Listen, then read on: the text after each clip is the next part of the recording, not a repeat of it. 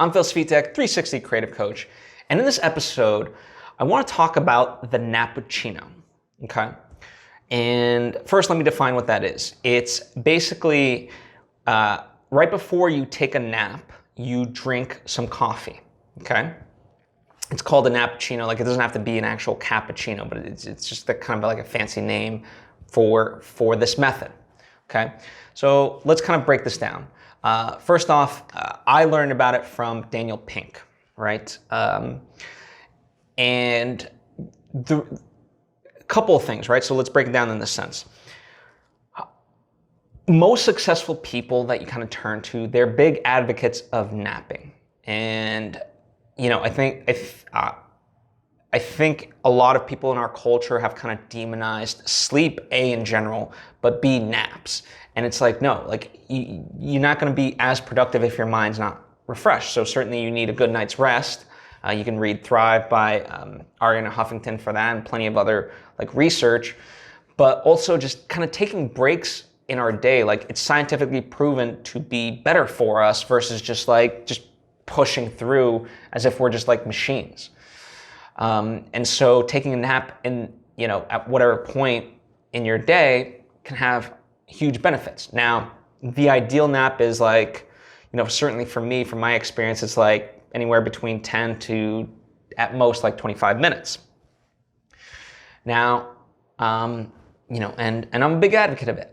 It's something that I employ, pretty much on a daily basis, and it does rejuvenate me and kickstarts like what ends up being like my second half of the day, and it's just really great, right? And the way the Nappuccino technique works is you drink coffee before you take that nap. So again, the key is that at most you're kind of napping 25 minutes.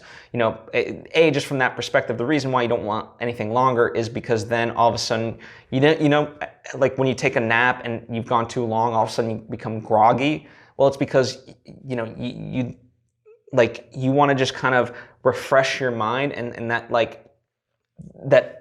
ultimate time is like at most 25 minutes. Anything beyond that will unfortunately make you more groggier than actually rested.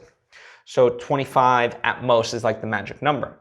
Now, in terms of like coffee, and by the way, it should be pointed out that I'm giving you this advice based on him and kind of the science of it all. I am a big advocate of the naps, but I actually don't drink coffee.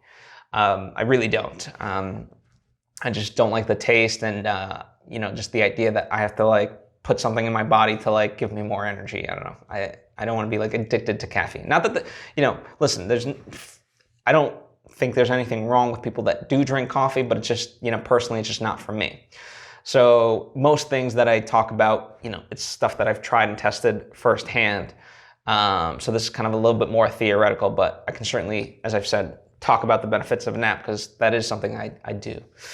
But anyway, the reason why this works is like, coffee takes about like 25 minutes to 30 minutes to really kick in like the caffeine within your body. And so the idea is, drink the coffee before you take your nap, and then by the time you get up, you're feeling the effects of that coffee.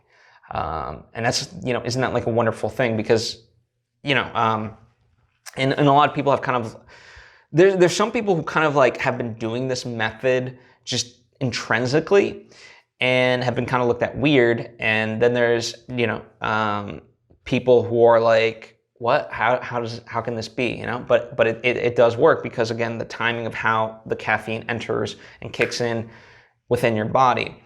And so if you do want you're essentially ramping up both. You're getting the benefits of like a nap and the kick of energy from the coffee. So if you are a coffee drinker, give this a whirl. It could truly benefit you. Let me know. Again, this is not something that I'm testing out firsthand, but the science of it is sound enough, and I know enough people that actually do employ this technique, and they swear that it works. So, I offer that to you to jumpstart the second half of your day, however you want to view it. Anyway, that's what I have for you today. Let me know how your experience with this is. If you have any questions, thoughts of your own, by all means, comment down below or hit me up on social media at Svitek. If you think there's someone in your life who could benefit from this tidbit, by all means, share it with them. And also, if you appreciate this lesson, well, you might appreciate some of my other lessons. To get those, I would encourage you to subscribe. That way you can see all the previous lessons as well as be notified of any future lessons that I do, which I do daily. Anyway, thank you for taking the time to tune in. I hope to see you next time.